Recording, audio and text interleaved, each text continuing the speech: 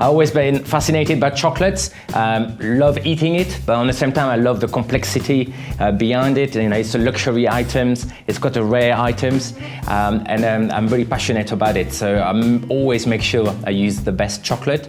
We work with a brand, it's called Barona, which is a French brand who blend cocoa beans, a bit like you blend wine. They're one of the first people in the world to offer that to chefs.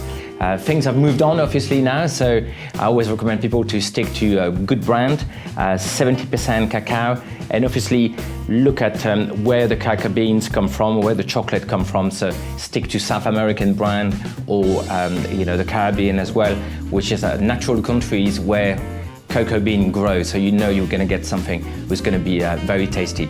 But don't get too confused, because too often people think the highest the cocoa content is, the better the chocolate will be, and it's not at all.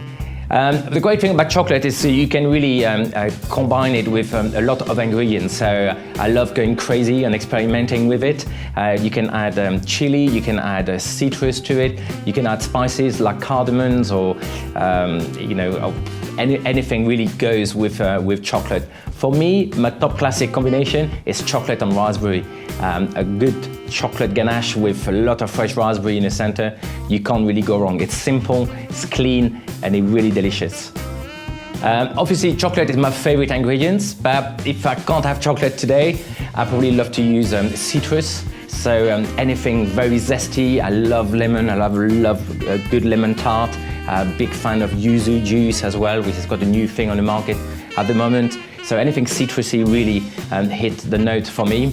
I do love as well vanilla. Vanilla is one of my top ingredients. I love it on its own, but I love it as well to use to round up recipes. So if something is a bit too spicy, you can just add a bit of vanilla and it will cut down the acidities, or it will cut down on the heat. So you can really use vanilla in different terms.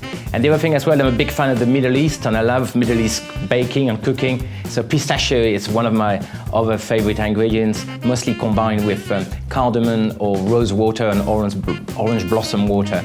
Will really give you some really exotic flavors. Well, for me, you can't bake if you haven't got a scale in your kitchen. And that's why I always said if I have to pick one of my essential piece of equipment in the kitchen, it would have to be a weighing scale or measuring spoon. Because as pastry chef, we look at us most as chemists instead of being chefs, because baking is all about precision. So you can't just do a little bit of this, a little bit of that, like chefs do in regular kitchen. A professional pastry kitchen in France is called a laboratoire, a laboratory, and that's the official name, and that said it all. It's all about the precision, it's all about the chemistry and the right quantity of ingredients to do that.